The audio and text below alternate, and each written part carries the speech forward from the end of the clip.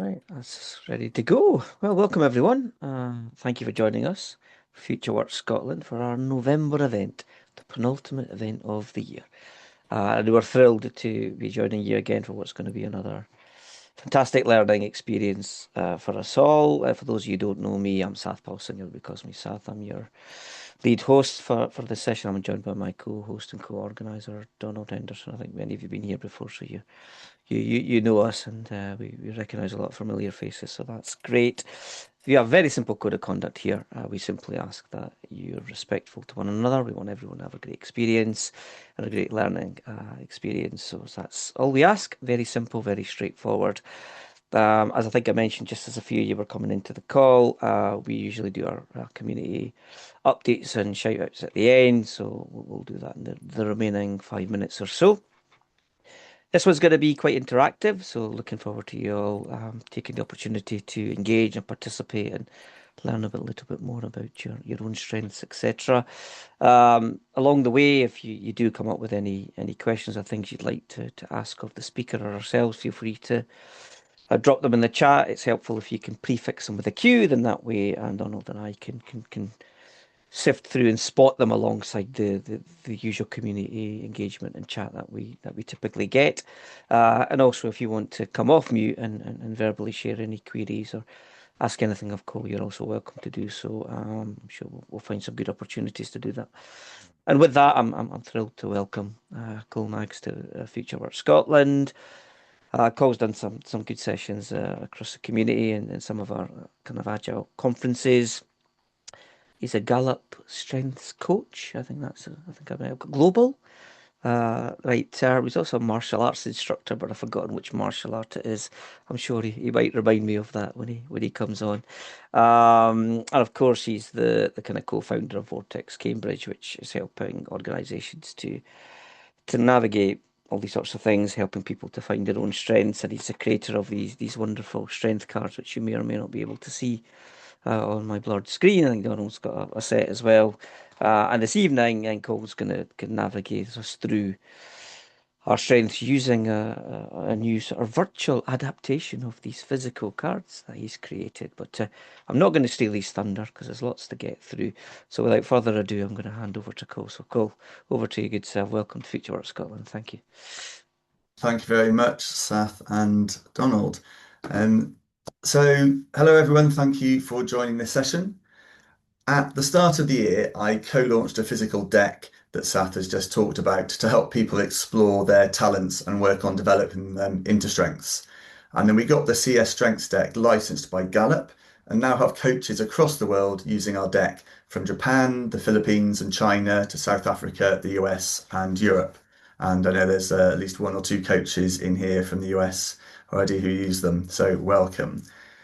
When I was invited to come and talk to you all about using the deck, I spent quite a bit of time working out how I was going to do that without sending you all the deck in the first place.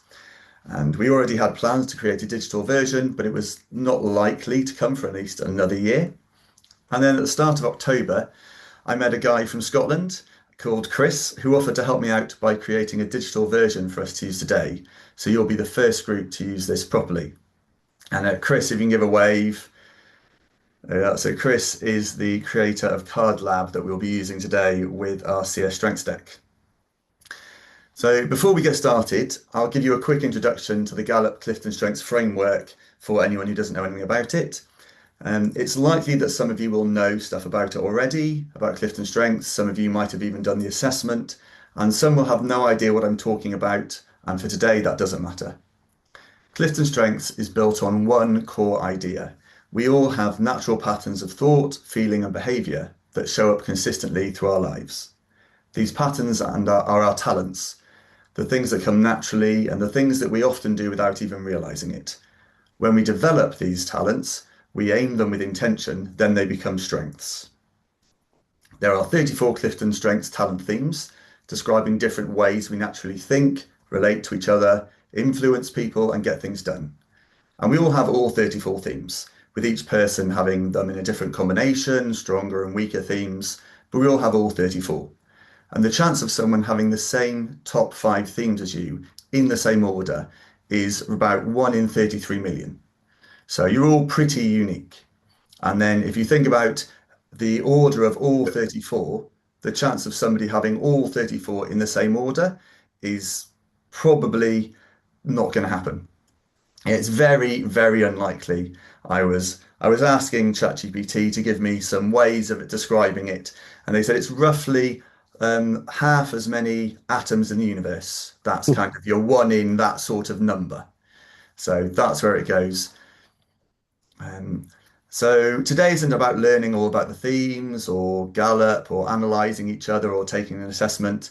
Today, we're just going to notice the themes that feel most familiar to us and then explore how they show up when we're at our best and how they sometimes trip us up and make us stumble. During the session, you're invited to share as much or as little as you feel comfortable with, either in the chat or out loud. The more we share with each other, the more we can learn from each other. However, the session is being recorded for the Future of Work Scotland YouTube channel, so please only share what you're comfortable having on the recording. Great. So to give you an idea of what we're going to be doing, let me share the plan with you. Okay, so this is our plan. I'm going to introduce you to the digital deck. Then we're going to explore the four Clifton Strengths domains because the talent themes are split into four domains, which we'll go through. And then we'll look at picking the ones that connect to you at the moment for when you are working at a strength. We'll then have a look at what happens when they stumble, when they trip you up, when they're overused. And then we'll finish off by creating some simple actions to help you develop your strengths and work from there. So that's where we're going. So let's get started. As I said, Card Lab was created by Chris Caswell over the last 3 weeks, specifically for us to use today. So he has done a lot of work for this. And the aim for this is that you all have access to your own deck. So we're going to be using your phones, or you can use your browser to have access to all the cards. Before you get access to your own deck, I'm going to show you a little bit about how it works.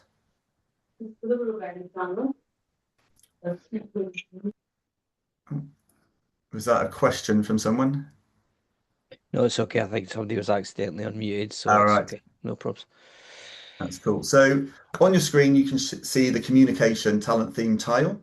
So communication is about using words to inspire others. It brings ideas and thoughts to life, directs focus to important messages, great storyteller, conversationalist, and presenter.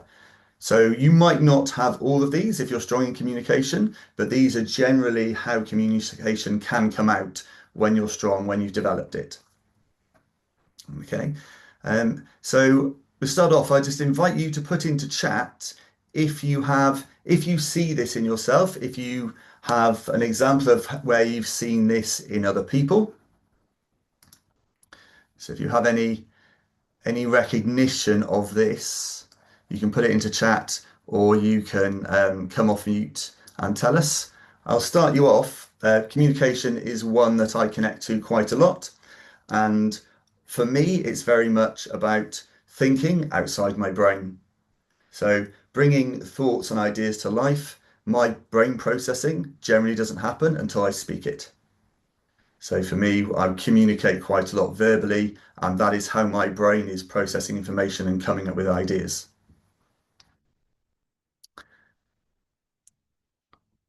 There we go. We see a few people in the chat can recognize that. Brilliant. So as we go through, we're going to be looking at different themes, and then I'm going to invite you to share with us how you see that in yourself or in other people so that we can get different examples because the same themes don't show up exactly the same in everybody. We're all different, and it all connects with the other themes and where they are in relation to that. Oh, yeah. So Vicky's put visual thinker and it helps others. So yes, it's definitely for me, communication is one of the great ones. So what we're going to do is if I give you this QR code, so you can use your phone to scan the QR code, or you can put that code. I'll put the link in the chat. So if you want to use your browser, you can use that link, or you can scan with the QR code. And that'll then get you through to be able to use the deck. So I'll just give you a moment. If you have any problems, do pipe up or put it in the chat that you're having an issue getting on board.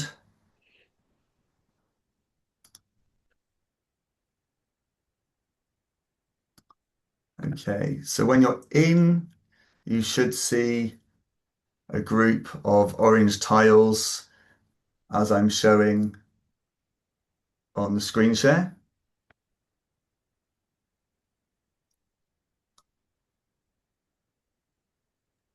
So I didn't initially, but I when I toggled that icon in the top right, and then I saw them all just in case Yeah. anybody's experiencing something similar. So the button at the top right What will about that toggle is? between seeing Right. one rather big or all of them.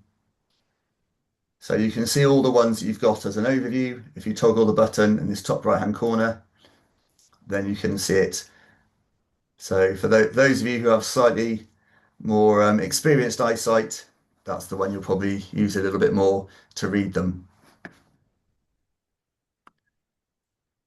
Okay, are we anyone having any problems? Otherwise, we shall continue.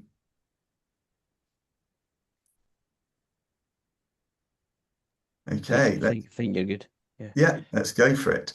So as I said earlier, the talent themes are split into four groups to make it easier to explore them.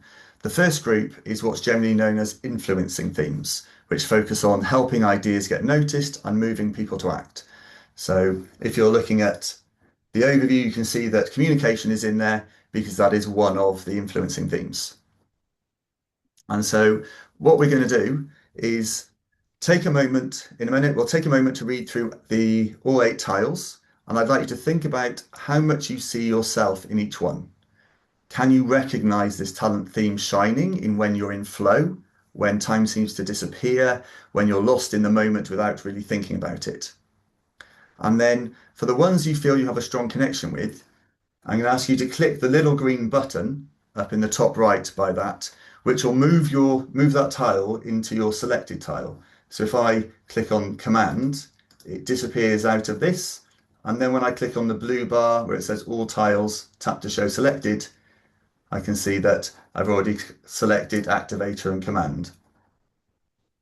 Yeah, so I can come back to look at the others. You can also take them out and put them back into the main view.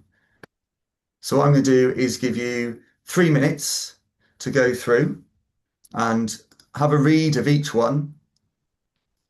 And then for each one you feel, yes, I really feel that connects to me when everything is working well, when I'm strong, add that into your selection, into your hand. Cool. So if you're more of an auditory reader or learner, I'm going to read through them. If you're more of a visual and you want to quieten the sound, that's fine as I read through. Please do just keep an eye so that you don't miss when we all come back together. So the first one is activator, turns thoughts into action. Action is the best way to learn, gets projects moving quickly, creates momentum, energizes others. So I'm going to add this to my hand because this is something that I really connect with quite deeply. Have command, takes charge with authority and presence, direct and decisive, influences others effectively, comfortable with confrontation. And communication, I've already looked at, uses words to inspire others, brings ideas and thoughts to life, directs focus to important messages, great storyteller, conversationalist, and presenter. So I'm going to add that one to my hand. Competition, strives to outperform others and win, sets high standards, motivates others to higher levels of performance. Maximizer, focuses on strengths, seeks excellence, helps others maximize their potential, and inspires high performance. Self-assurance, confident in both their abilities and judgment, instills confidence in others, remains calm amid uncertainty, and takes decisive action. Significance, strives to make an impact, seeks admiration, independent, sets high personal standards, and inspires others.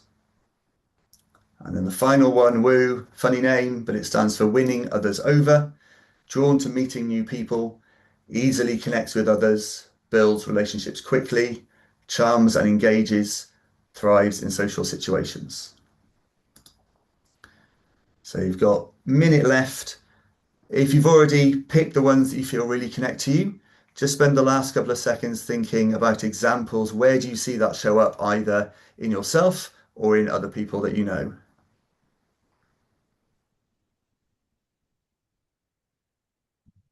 There's a question in chat for you, Col.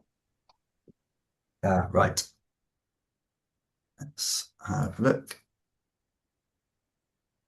Yeah, Debbie, you select the ones that connect to you the most. So there's not a specific number. It's just whichever ones you feel you connect to the most, which might be one, it might be none of those ones, it might be quite a lot of them. Thank you, Chris.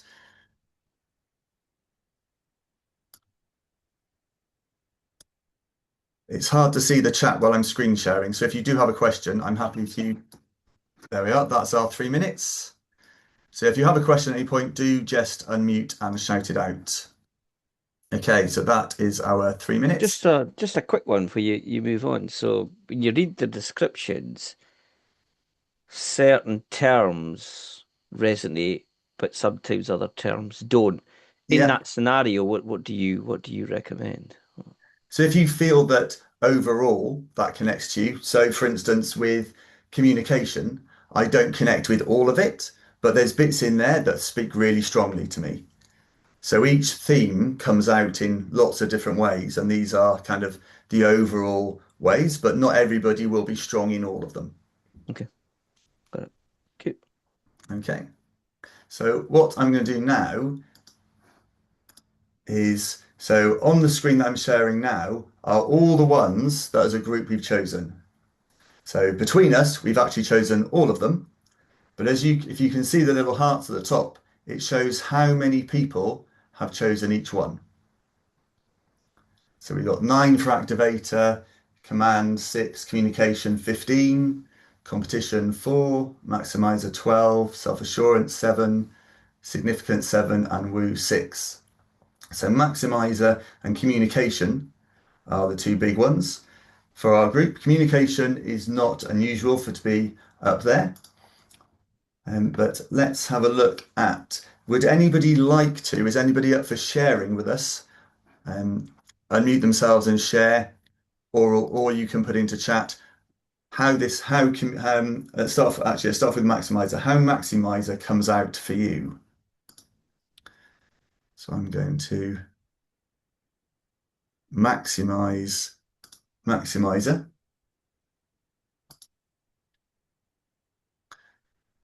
So I'll start us off with Maximizer. It's not something that I connect with quite strongly, but I have quite a few friends who are coaches who are strong with Maximizer. And whenever I come to them and say, I've got this idea, there's a project I'm working on, they are very quick and very strong to suggest ways that I can take it to the next level. So I know that there's certain people who, when I have a project I'm working on, I have an idea, if I want extra ideas or how can I improve it, how can I maximize on it, there's specific people I can take it to who really help me out on that. So that's how I see Maximizer.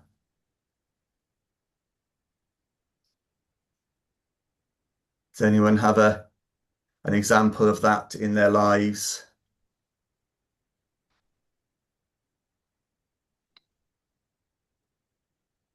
Hello. Yeah, I don't know if it's really an example, but I think I always struggle with that creating, so that initial kind of ideation of things.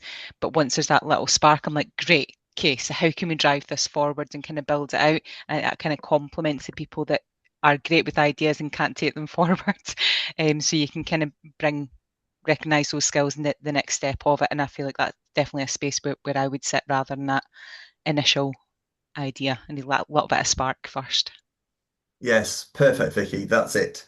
And if you know that about yourself and your colleagues and the people you work with know that, then when they have an idea but they don't know how to take it forwards, where to go with it, then they know you're the person to go to. Yeah, exactly. Exactly. Thank you. Excellent. Thank you for sharing. Anybody else?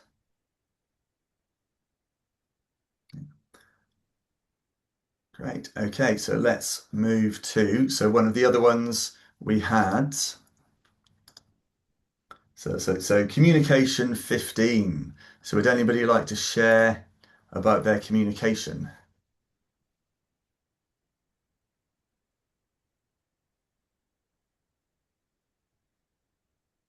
And so I've said one for myself, I've already said one about thinking, I think out loud.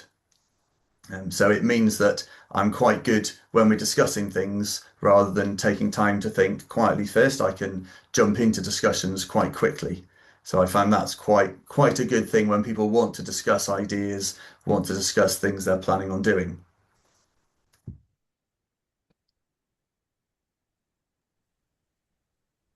Cool. Sally, you've got your hand up. Is that deliberate?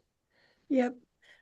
So communication, I tend to be really good at distilling information. So listening to a lot of things that are happening in conversation and discussions, and then being able to distill that down and wrap it up into one thought or, a shorter thought. And that helps with, facilitation and coaching conversations. Great. Okay, thank you, Debbie. Right, so we will move on.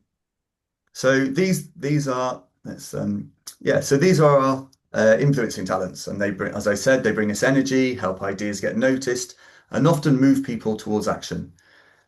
However, the talents do cross the domains. So as we go through, you might find that your communication is actually used more for building relationships, or your activator, you decide, well, actually, that actually drives the execution. For me, my activator is very much an executing theme and influences people along the way. But what matters is noticing your version of how these themes come up for you. So the next group we can look at are the relationship building themes. Okay, so we're going to do the same exercise for the relationship building themes, where you spend a couple of minutes looking through, picking the ones that you feel connect with you the most, and then we will go through them as we did before. So remember, there's no pressure to select the correct ones. There aren't correct ones. This is simply about noticing the themes that feel most familiar to you when you're at your best. Okay, so I'll give you a couple of minutes on that. And again, I'm going to read them aloud. So if you want to turn your volume down, feel free. So our first is adaptability. Flexible, lives in the moment, thrives in changing environments, adjusts plans smoothly as situations evolve. Then connectedness, sees connections in all things, builds bridges between people and groups, gives others perspective, guidance, and hope. Empathy, feels others' emotions deeply, intuitively senses and understands others' feelings and perspectives, builds relationships with great emotional depth. Harmony, seeks consensus, avoids unnecessary conflict, calm and even-keeled, focuses on practical solutions, strives for peace and tries to bring others together. Includer, welcomes others, fosters inclusivity, expands the circle, ensures everyone feels valued, creates a sense of belonging. So this is one I'm picking because my includer strength was very much behind creating the deck in the first place, wanting other people to be able to join in with what I'm doing. Individualization, recognizes unique qualities in others, tailors approach to fit individuals, builds personalized relationships, sees how different people can work together. Positivity, brings enthusiasm, fosters an upbeat environment, maintains a positive outlook, and motivates others. So I'm connect with that one as well. And then, so we also have developer, which recognizes potential in others, encourages growth, mentors effectively, notices and finds satisfaction in others, progress no matter how small. And relator, builds deep, genuine, authentic, trusting relationships, values close connections, enjoys working hard with friends to achieve a goal, and socially transparent. So we've got 30 seconds. So again, just if you've already finished, think about where do you see any of the chosen ones coming up in your life.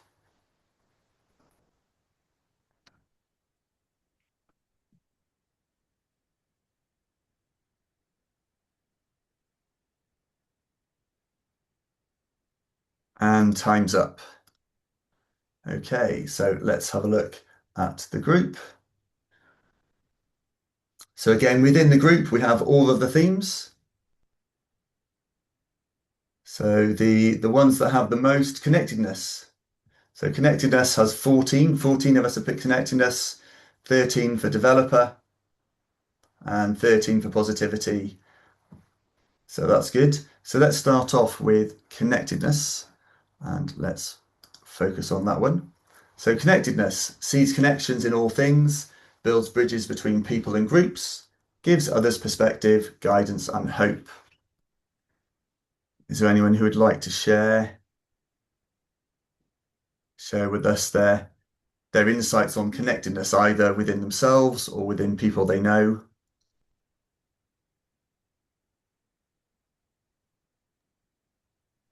I could just add, so I work more, was previously in the product owner space and kind of product development, and more so in the business analysis side now, which I'm finding a little bit more interesting and different and challenging. So I lead the BA team, but I think the connectedness is something that people need to feel connected to the change to get what they want out of them, and kind of creating that safe space and building Yeah, up that kind of future vision together. That's where I see that kind of coming out a lot for me. great. And then if you can demonstrate to that people or explain that to people because you understand it and you see that, then you're more likely to get people on board with where you're going. Yeah. And if there's times where people are being asked to do things that they don't really understand why, you're the person they can come to say, where does this fit in? How does this connect to everything else we're doing? Great. Thank you, Vicky. Absolutely. Right. Is there anyone else would like to jump in?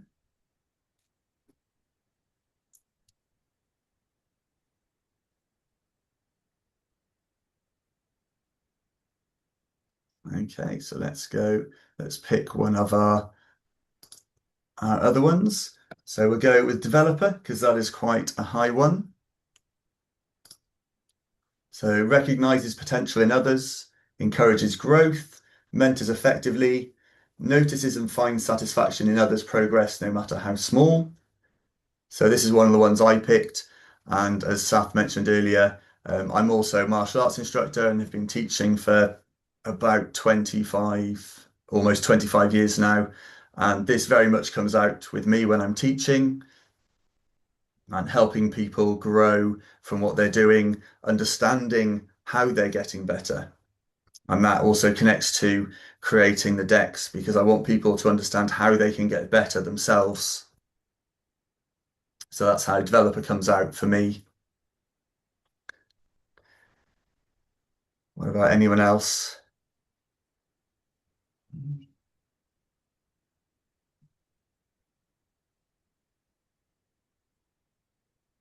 Cool. Yeah, Mark, I think you got your hand Mark's got his raised. hand up. Yep. Hey there, can you hear me? Yeah, we can, Mark. Yeah, go for it. Yeah, so for me, it's probably one of my favorite strengths because it's not about me, it's about other people. And I just get a buzz when, whether it's coaching session or training session, I just see people incrementally improve in that thing they wanted to improve on. I enjoy it and feel good at it. And it just gives like a real feeling of satisfaction. Great. Yeah, and I met Mark this year a couple of times, and that really comes out with Mark. So when there's anything where I'm thinking, actually, what I need is someone to help me see how I can get better, how I can develop in what I'm doing. Mark is the person I think of because I know he is very high in this And when you're chatting to him, it's very evident. So thank you very much, Mark, and thanks for sharing. Hey, Okay. this is Mary Beth. I cannot figure out how to raise my hand, but I also have a Mac that is limping along. Um, so- anyway, what's interesting for me is actually I'm going to sort of jump ahead to individualization. I Yeah.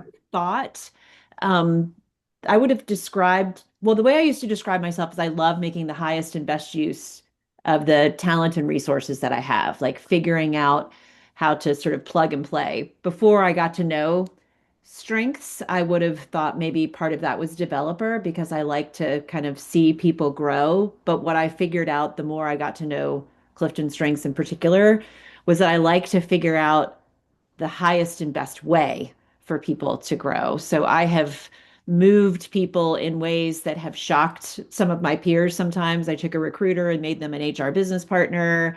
I took an HR business partner and moved them over to change management. And in both cases, they were super successful. And it's just sort of figuring out what are the unique things that people bring and how can I make the highest and best use of those talents. So just an interesting sort of twist on developers a little lower for me than individualization, but they kind of relate in my mind because of that. So anyway. Yeah, totally. Thank you very much. That's a perfect example, I think, of individualization. That's great. Okay, were there any other ones that anybody would like to jump in and share an example of? You don't need to worry about raising your hand. You can just jump in and start talking.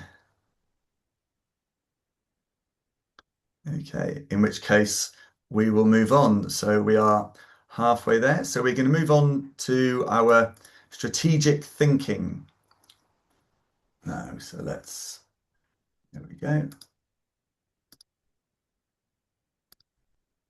Okay. Yeah, there we are.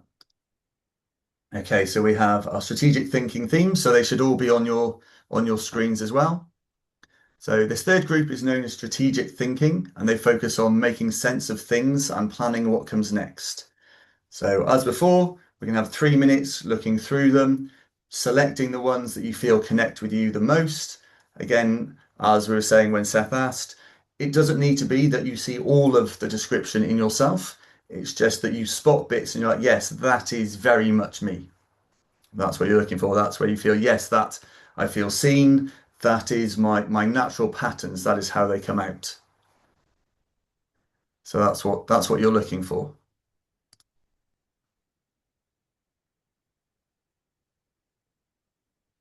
Okay, so I shall go through them. So analytical, logical and objective, deeply understands data, identifies patterns, provides evidence-based conclusions, finds simplicity in the midst of complexity. So that's your analytical. Context, enjoys thinking about the past, understands the present by researching its history, uses relevant information to make decisions, applies lessons to current situations. Futuristic, fascinated by future possibilities, inspires others with visions of tomorrow, sees possibilities and opportunities in detail, and focuses on long-term goals. Ideation, fascinated by ideas, thinks outside the box, comfortable with the ambiguity of innovation, sees unexpected connections, spontaneously creative. Input, naturally curious, collector of information, ideas, tangible objects, excited by variety and complexity, and shares resources and insights. Intellection, thinks deeply, enjoys intellectual discussions, provides thoughtful insights, and values introspection. Learner, passionate about the joy and the love of learning, energized by the journey from ignorance to competence, and continuously seeking growth. So that's one that I'm selecting there. Strategic, finds the best possible route moving forwards, creative, imaginative, persistent, envisions alternative scenarios, sees patterns where others see complexity. So that is another one I'm going to be choosing.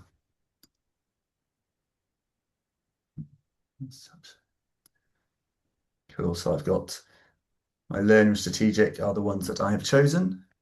We got 30 something seconds left. So again, have a think.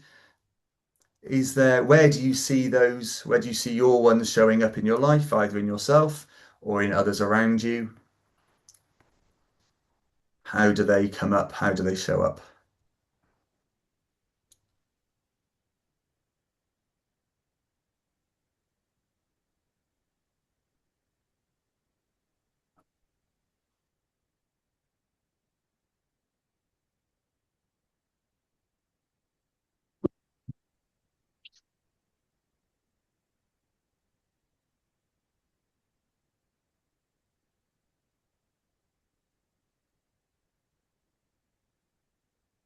And time. Okay, so let's have a look at the group view.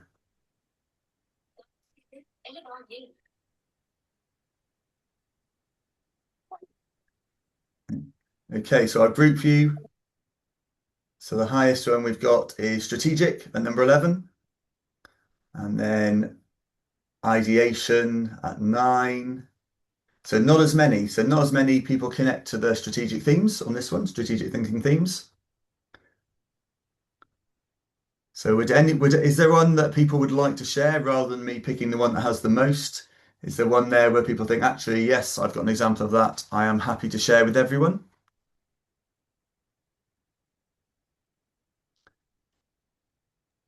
I'll start off with. I'll share again. It's Mary Beth. Yeah, great, Mary Beth. So again, another sort of twisted response here. I definitely, my entire career would have described myself as strategic, and it is my number 2. I also would have described myself as analytical. In fact, I'm sort of semi-retired and coaching now, but I was in a role where I was the head of HR, and I had a sign in my office that said, "In God we trust, everyone else must bring data." Um,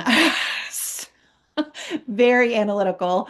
However, analytical is it's like in the middle for me. And what I sort of figured out is I like data to make decisions. I don't want to process data on a regular basis. I can be analytical to solve a problem, but if you sort of put me in a role where I was analyzing data over and over and over, I'd go mad.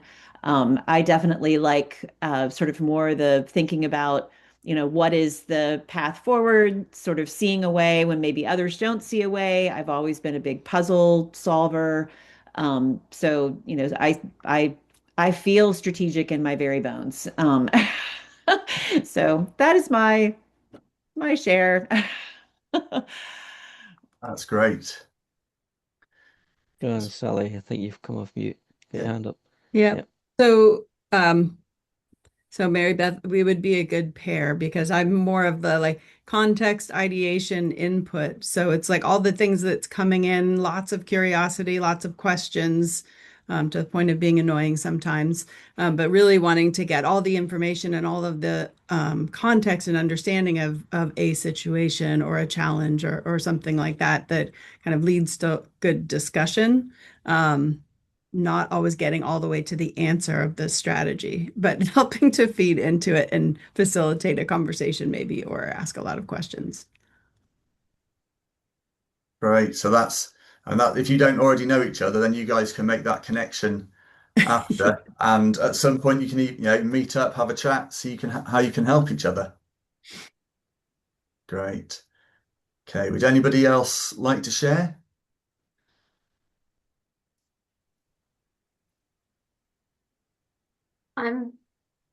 I've selected futuristic for myself. I think it kind of relates a wee bit to strategic sort of stuff as well, of thinking about, and in the particular project I've just started on, sort of trying to understand more of the sort of high level, where are we trying to get to, where I think some of my colleagues are maybe focused on more of the detail of sort of the immediate steps right in front of us. I'm thinking about those as well, but I'm thinking about the sort of how are they helping us achieve the longer term things, and can we prioritize those to make sure we're working and spending our time on the things that are going to get us furthest towards those long-term goals. But I suppose also I associated with the historic tile.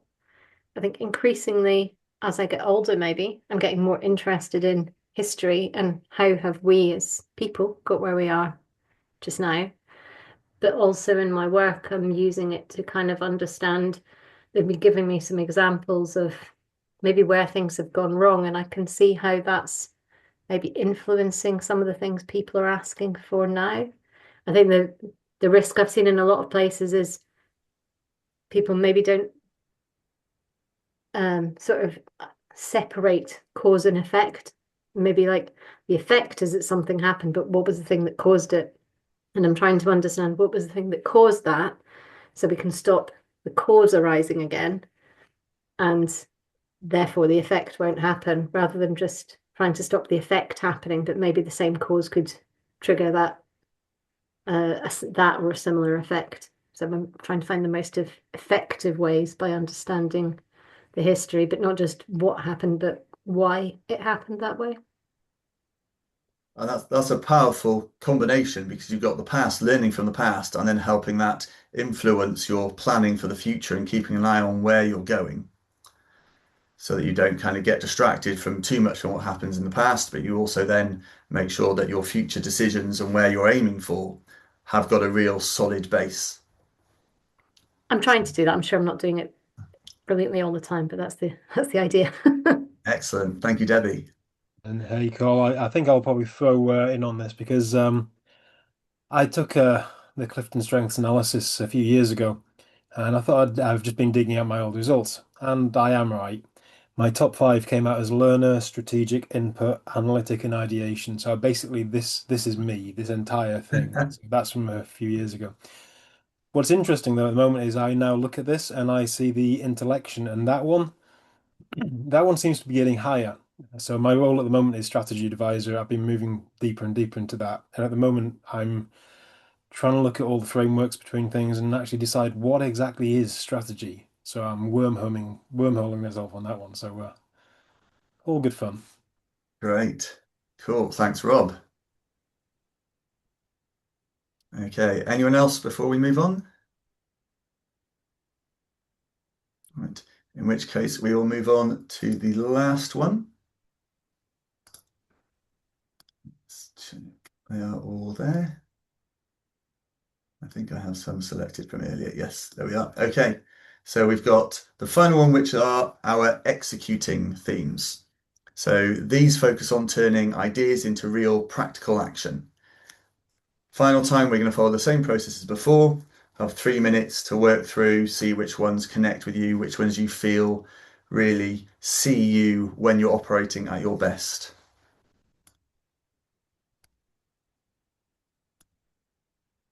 Okay. So we have achiever, strong work ethic, consistently drives towards goals, loves to complete tasks, and thrives on being productive. So this is definitely one I am selecting. We have arranger, intuitively senses how things fit together, embraces complex situations, organizes for maximum productivity, and adapts plans to meet changing needs.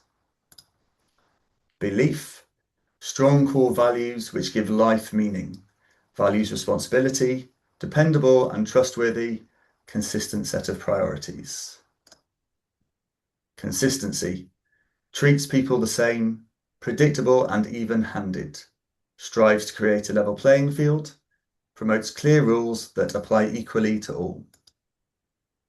Deliberative, careful decision maker, considers all risks, plans meticulously, and avoids obstacles by being thorough. Focus, prioritizes then acts, sets goals to be effective and efficient, avoids distractions, makes corrections to stay on course, perseveres until the goal is reached. Responsibility, follows through on commitments, dependable, loyal, builds trust, and takes ownership of tasks and results. And the final one, restorative, loves to solve problems and does so effectively, identifies and addresses issues, finds solutions. So those are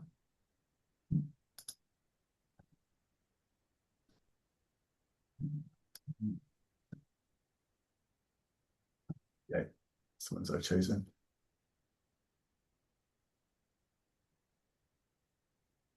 Okay, we've got a minute left.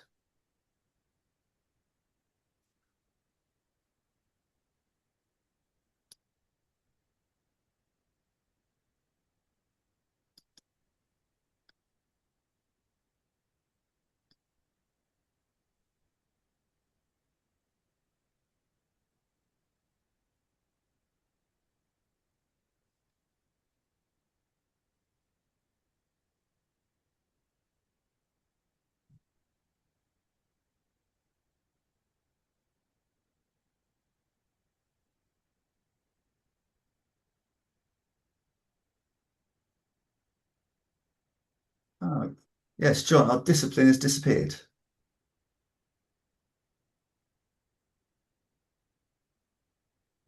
So our discipline should be here. Oh, right, that's our time.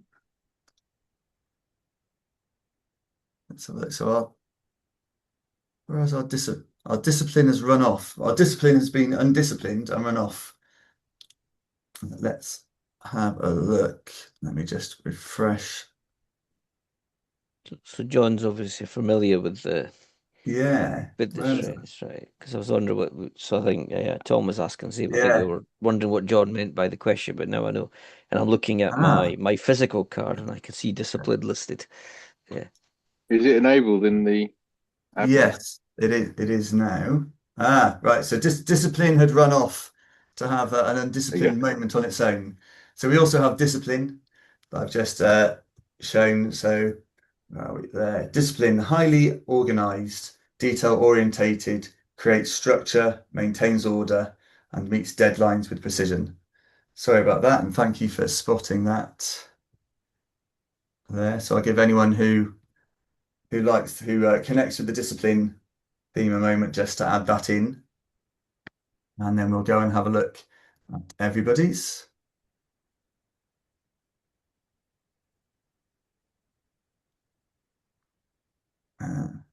Right, so I'm glad you spotted that, Jonathan, because we've got 5 people. Excellent, thank you for that. So let's have a look. So we have 8 on achiever, 10 on arranger, and belief. It's quite high on arranger belief. And then responsibility, restorative on 8 each, as well as achiever. So I'm gonna jump in and say, so deliberative, careful decision maker, considers all risks, plans meticulously, and avoids obstacles by being thorough. This is not one that I connect with. This is one that I find very hard. It's not a strength for me. It's definitely one of my weaker talents. And as an example, I've planned what I thought was quite meticulously for today, and then discipline ran off and hid.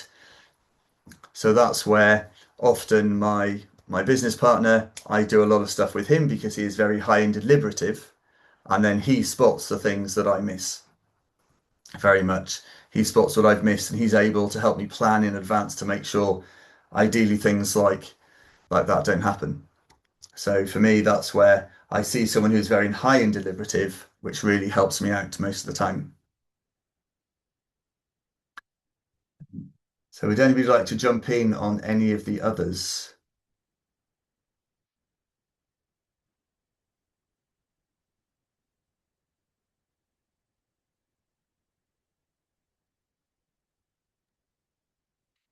Just We just got a wee. Sorry, Debbie, on you go. I've just added in deliberative because your description made me think actually that is exactly what I do often, is sort of spot where other people have missed things. Yeah, it's very, very carefully thinking through and like risk assessments. So I have to do quite a lot of risk assessments for teaching in different schools, and it is not something I find easy. I have to spend a lot of time and energy doing risk assessments every year. Whereas people I know are high and deliberative, it comes very easily to them. And so they're the people that I go to either do them for me or to go through and check my working. I was just going to say about the discipline side's an interesting one. If I've always thought about discipline being people are disciplined to the order rather than creating it.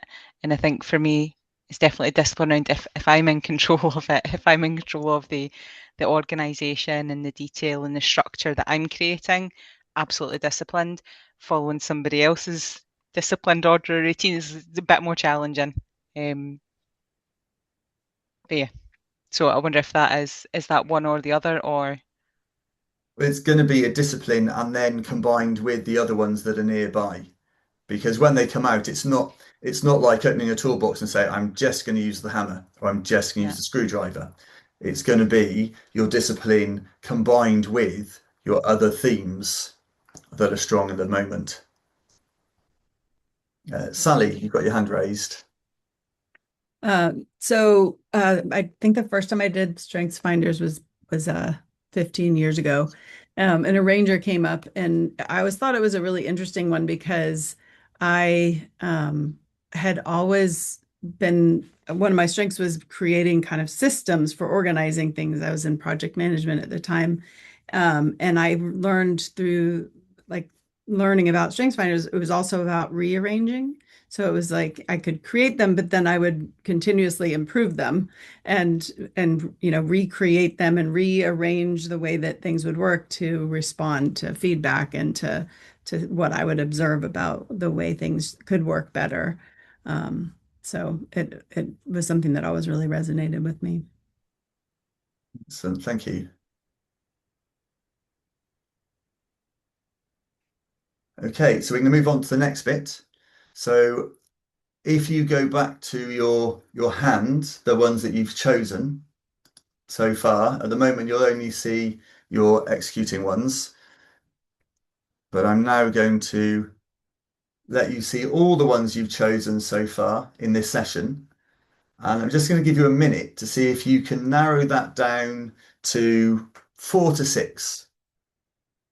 So depending on how many you've already got, I've got 9 in there. So see if you can narrow it down to kind of the top around 5, 4, 5, 6. And then the ones that you feel aren't in that top, you can just use the little green button with the minus sign to kick them back into the main group. I'm just going to give you a minute for that, because then these are the ones we're going to carry on working with for the next couple of minutes.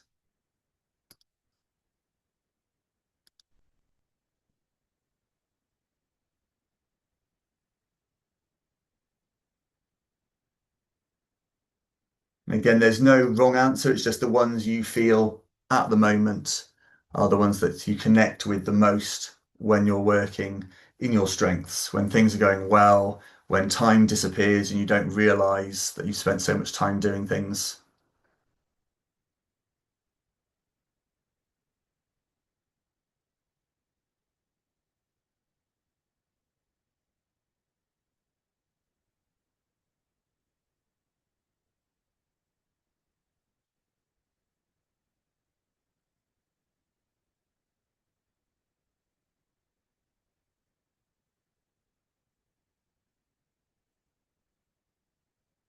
Okay, so now by some ingenious tech magic, we're going to change from looking at these talent themes of strengths to see where they might trip us up and make us stumble.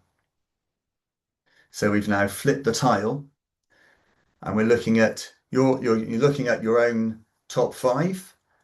I will just give you 2 minutes just to have a look through each one and see, do you recognize some times where one or more of those bits come out? So for example, achiever for me, struggles with work-life balance, prone to burnout, impatient with others, tends to overcommit, and prioritizes work over people. And was chatting to Sath before we started, and he was saying about have you got much on over the Christmas period and the festive period? And I was saying that I always have lots on, and whenever I don't have something on, I then add more things. So I'm always adding more things, and there are times where I can overcommit, but I know that that is one of the things that can trip me up. So I am very aware of that to try not to let that happen. And prioritizes work over people. I love doing what I'm doing, and quite often, if I had the choice of doing more work and going and kind of being sociable, quite often it would be doing more work. So again, that's something that I have to look forward to.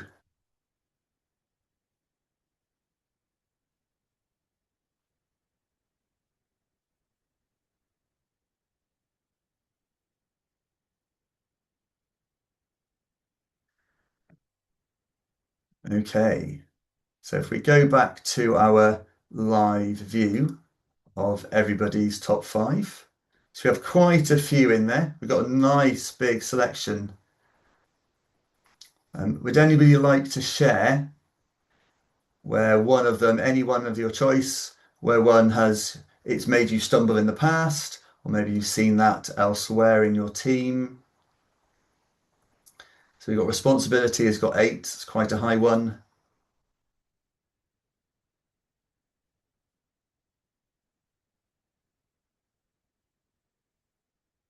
Anyone with command want to jump in?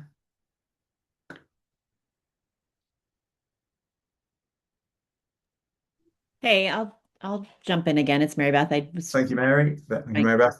trying not to talk anymore, but um,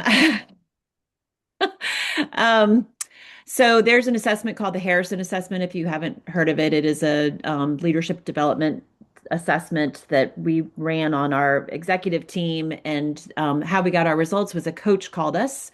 I answered the phone to the coach, literally saying, "Hi, this is blah, blah, blah. Just a quick question. Do you have a sleeping bag under your desk?" And I was like, "What?" Um,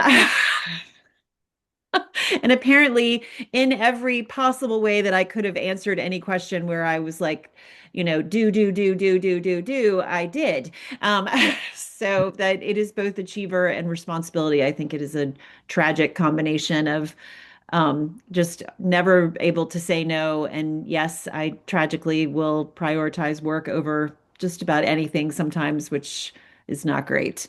Um, so I see that. I mean, in each of my top 5, I see some of the things. I hope that the others aren't blind spots that there are pieces of it like, yeah, I don't really do that. But I definitely in each one of the 5 see something that resonates with me that is a potential stumble for me that I need to keep in check. Great. I think the first step is always awareness of those things, because then you can start to look at ways to mitigate them. If you can help me remove the sleeping bag from underneath my desk, that'd be great. Um, because I'm aware and yet it remains. I'm not sure Cole's a man for that. Fair. But maybe there'll be someone else here with some thoughts that might be able to help you out.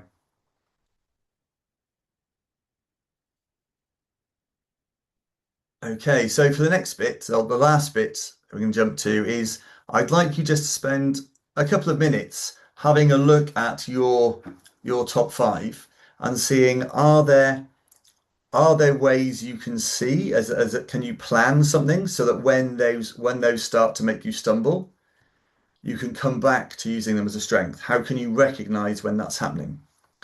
Or how before that's happening? So one example for my communication, I'm very aware that I can, because I enjoy talking and I enjoy thinking out loud, I can just dominate a conversation because I don't stop. I don't stop to think, to let other people join in, because my brain is continually going. So when I'm in a group of people and I'm talking, part of my brain is consciously keeping an eye on how long I've been talking for. Do other people look like they want to talk? There's another one. My strategic is very much For me, jumping to the best possible solution, jumping to what makes sense, what's obvious, very much a gut feeling. And I was in a conversation with a group of coaches, and they asked me, how did I decide to become a coach? And it was quite a long story, so I tried to condense it and jump between each main part. And halfway through, one of them stopped me and just said, how many of us do you think are still actually with you at this point? And I was like, what do you mean? She said, well, you were talking about agile courses, and and then you jumped from agile to this, and then to Lego Serious Play, and then to strengths, then from martial arts. I was like, well, I know that most of you are agile coaches. So my assumption was that if I talk about agile stuff, you're all with me. And then I was making these connections, which I thought they were with me for, and they were totally not. They were just lost in like the second step. So for me, it's then paying attention to what information I'm giving, how far I'm jumping, and trying to bring people with me. So I give you 2 minutes now just to have a think about not necessarily all of those top 5, but one or two of them at least. And how can you head it off at the pass? Or when you get there where it is tripping you up, how can you bring it back? How can you regain some balance?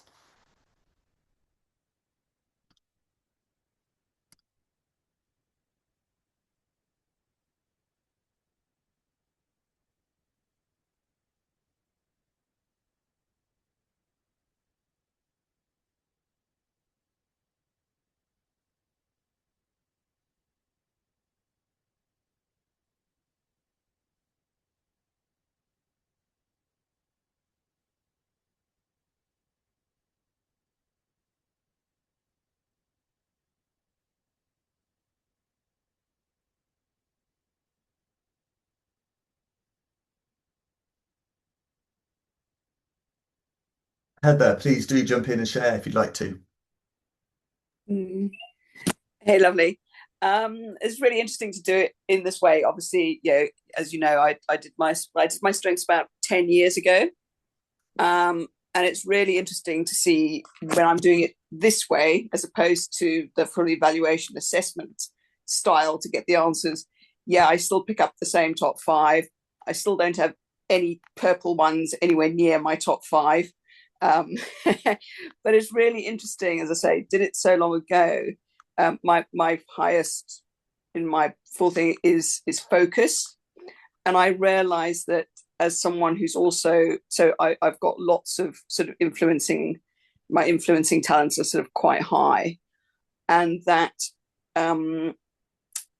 I realized when I'm sort of reading the back of them, and it's really interesting to read it, to kind of realize how aware I am now of the sort of the reverse sides, even if I'm not sort of sitting wallowing in it all day, but I'm very aware of the impact that it has and the work I do now, but also the fact I've sort of adult diagnosis of ADHD. And I've realized how much my work has changed, but also the stuff I do now actually helps me to really to work so much better, because I've got that understanding. But I've almost sort of taken it on. It sort of feels like it's a natural progression, as opposed to something I've actually gone and physically paid attention to, and sort of it's almost evolved. And the more attention I give it, though, the more useful it becomes. And I think doing it's brilliant to see how this has come to life in this way. And it's so interesting to see how quickly it takes you to that place of understanding. And yeah, so I just wanted to say well done as well. It's really cool.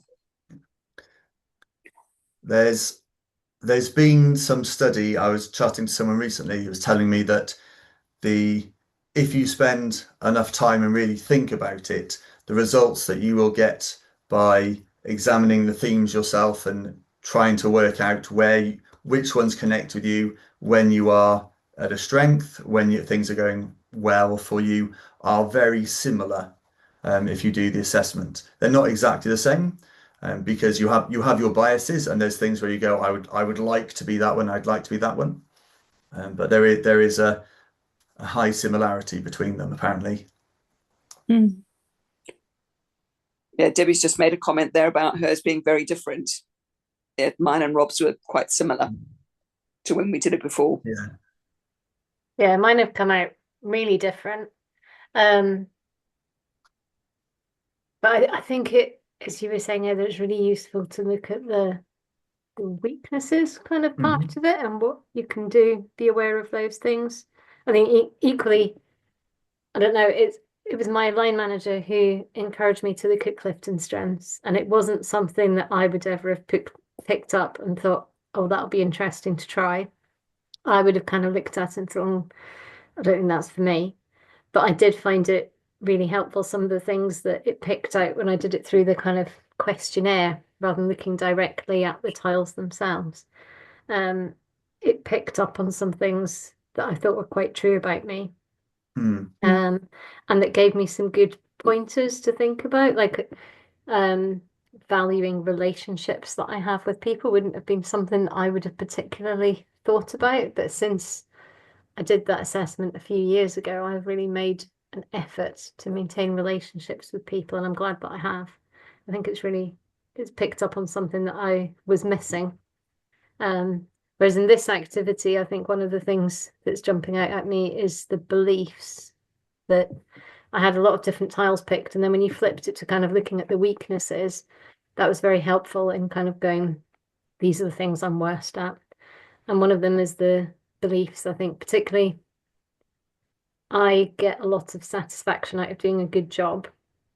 Not everybody else does. I mean, some people, maybe because of their life situation. I don't have kids, so I can work a lot of hours.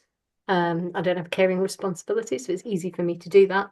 Whereas for other people, even if they were really motivated by doing a really good job, they might have those other things. And so in a way, maybe they have a positive thing that they have to leave work and leave it at the door. But on the other side, even if they wanted to keep working on something, they couldn't because they need to go and deal with something that can't wait.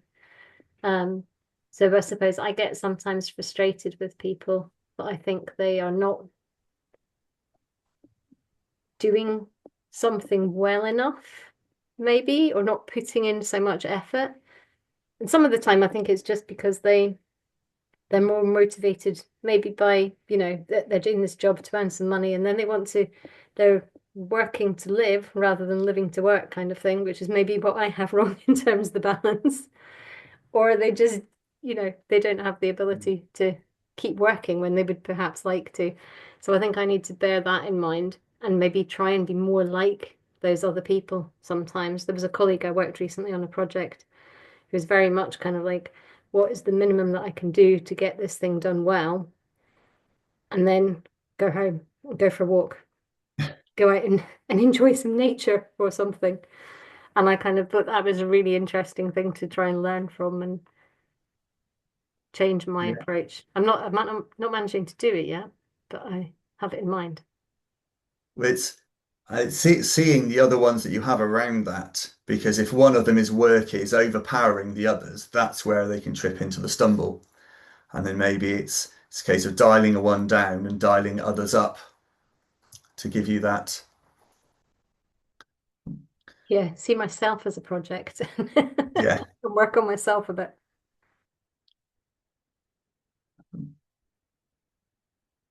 Okay, so the goal isn't to avoid our stumbles, it's to notice them sooner. And the idea is that when we recognize both sides, we can use each talent more intentionally.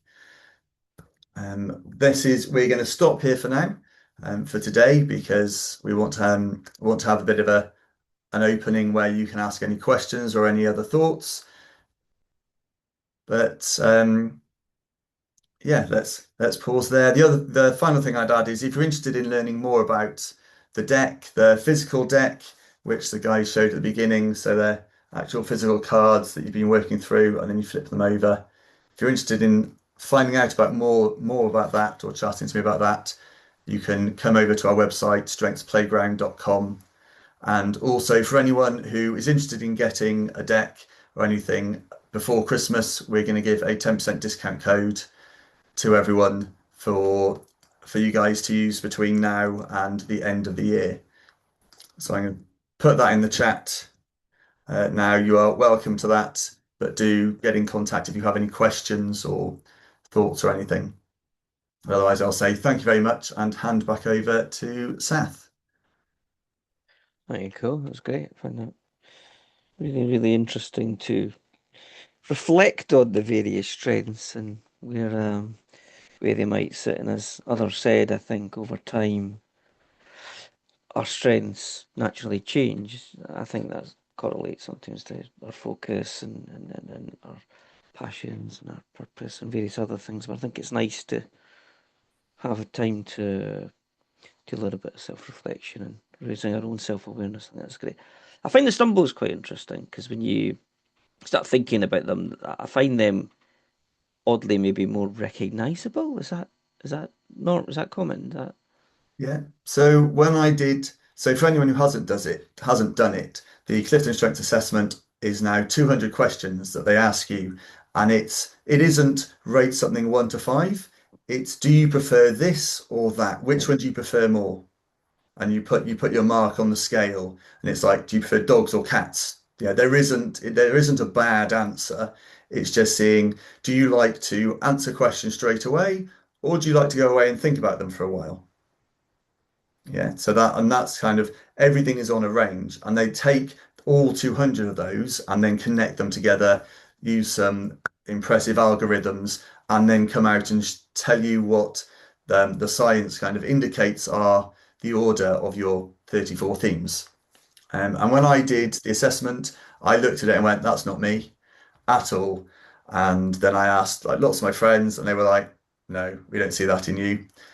And then when I spent some time reading up and listening to lots of podcasts and lots of stuff which should have shouted out learner, learner, learner, which didn't at the time, I didn't notice it. But then when I looked at the flip side, the stumble side, I was like, that is all the feedback I've got in my 360 reviews over the past 10 years.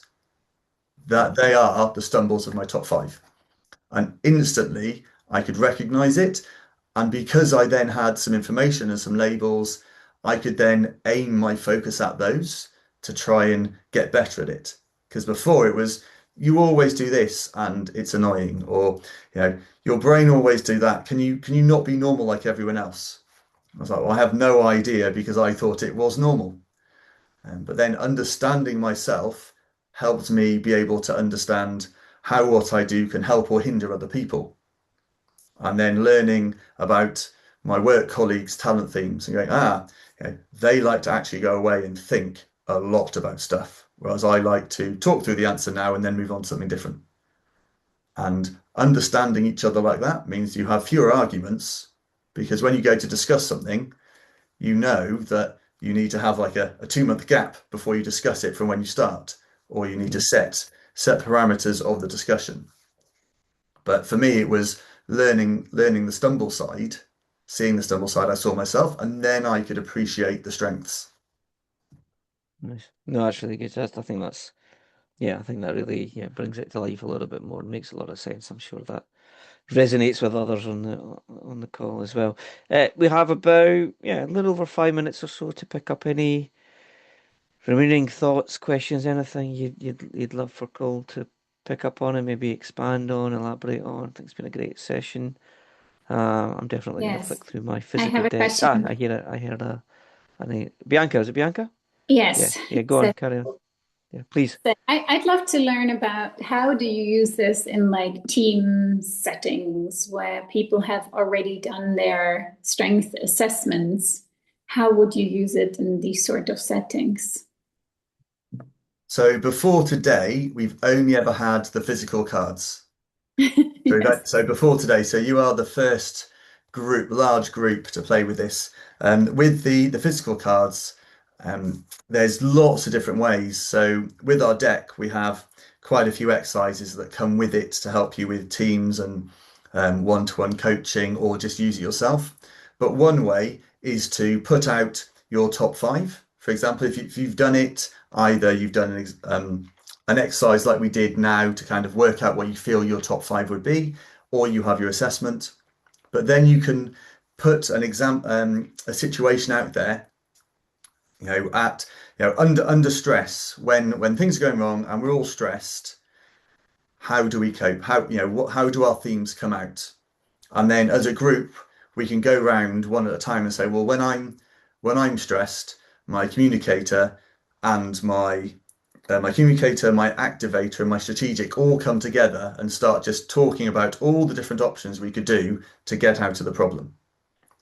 And I immediately jump to the one that I think is best, and then I will talk through that, and then I want to go and do it straight away.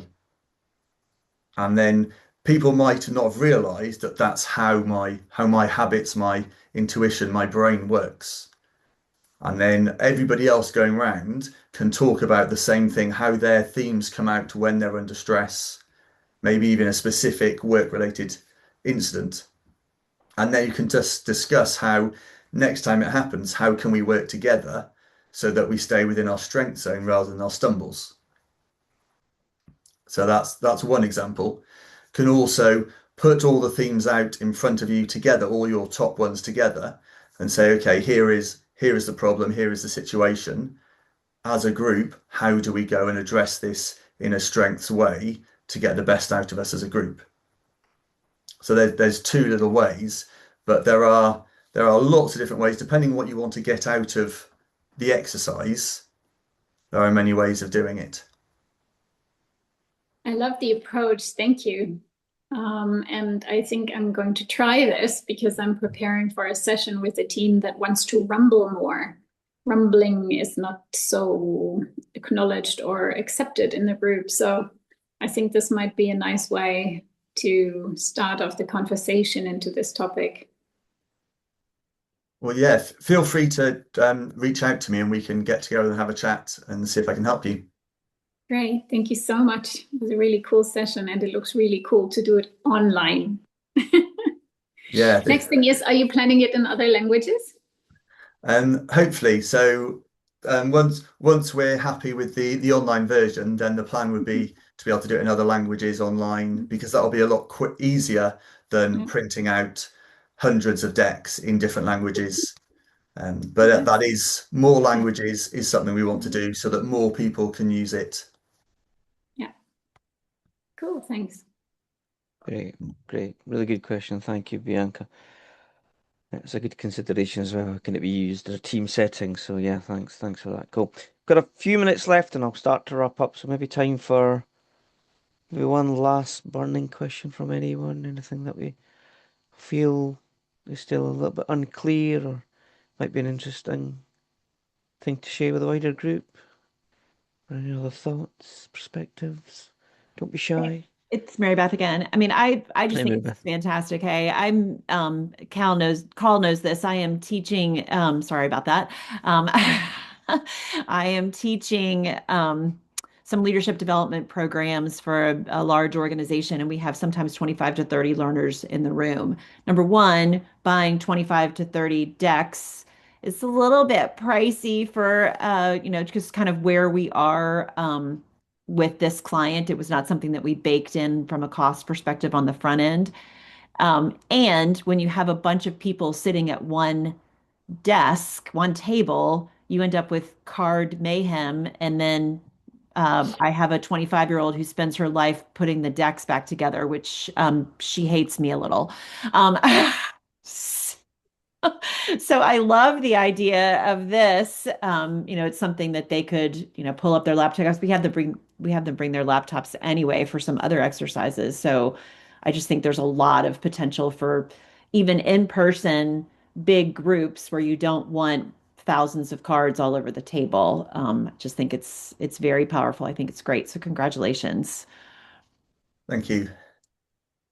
Like the card mayhem, to me, that's a sign of a good session, right? an engaged session. My 25-year-old would disagree with you. Yeah, absolutely. I can believe that. Excellent. No, thank you for that comment. I know one coach who has 10 decks of cards all mixed together in a bag, and she just dumps them on the table and then says, everyone go in and pick out 3 or 4 that connect to you. And then we go from there. But she keeps them as a card chaos bag so they don't get re-split out afterwards. Oh, I love that. I mean, what I did is actually went through with this population and kind of tried to figure out, all right, what is the greatest number of, sort of recurring top 5, top 10. And, that way we don't have a deck for everyone, but we have enough for everybody to be able to get all or most of their top 5, which has worked out for us. So, but it's still a distribution nightmare. So I love this. Thank you. Thanks. I was just going to start wrapping up, but Jonathan, it looks like you might have a final question for us. How do the At My Best cards work?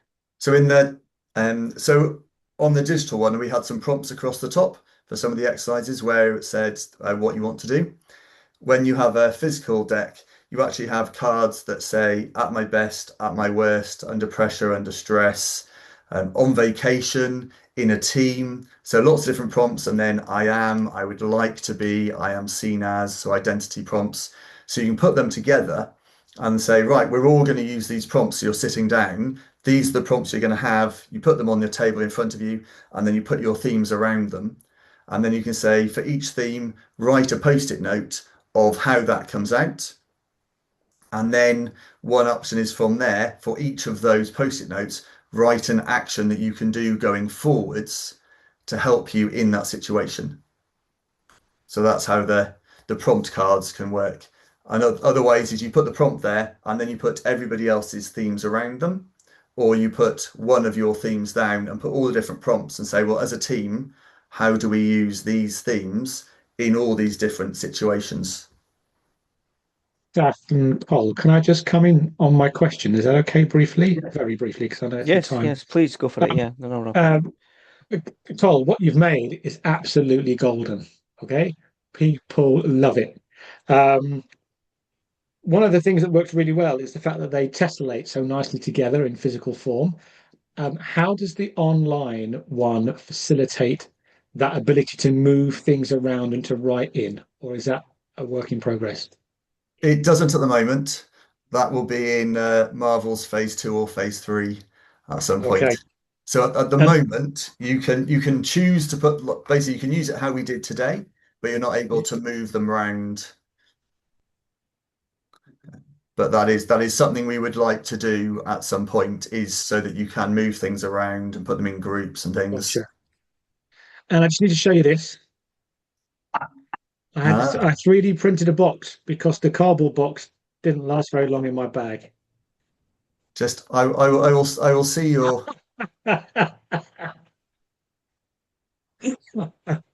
So again, this is something we're working on with another coach who has developed these.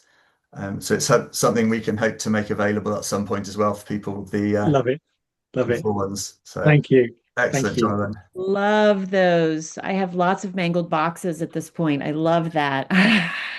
Well, Crawford, send me your email. I'll print some, send them to you.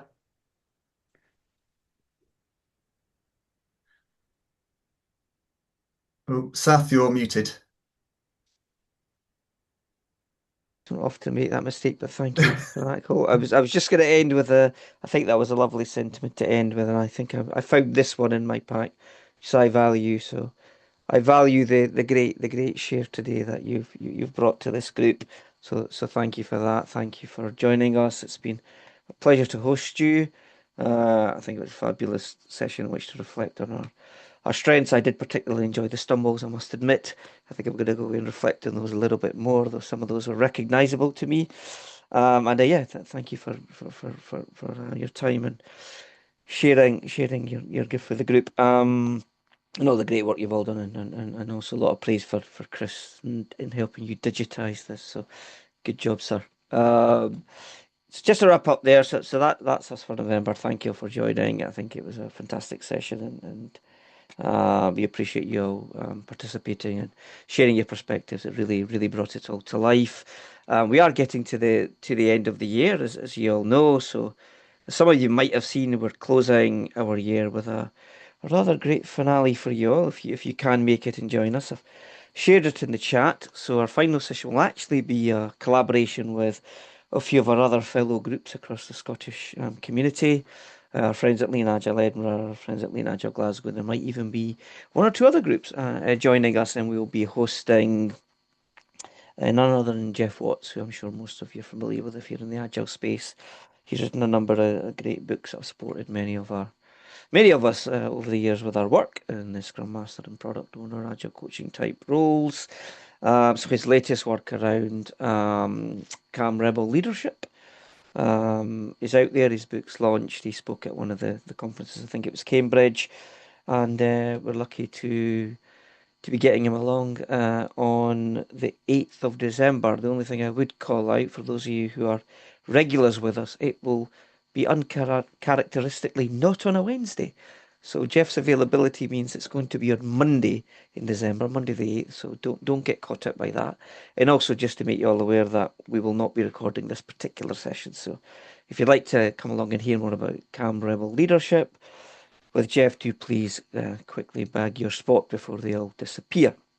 And we'll see you in December for our end of 2025 finale. So thank you for that. Just before I close, because we are up on time, is there anything else anybody wanted to share or add? I did offer that at the beginning of the session. So if there's any other upcoming events that might be good for others to know about, then now's your moment. If not, then I will bring it to a close. And I thank you again for joining us, and enjoy the rest of your day and your week, and good morning, good afternoon, good evening, wherever you happen to be.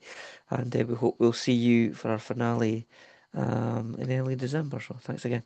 All the best, everyone. Thank you. Thank you.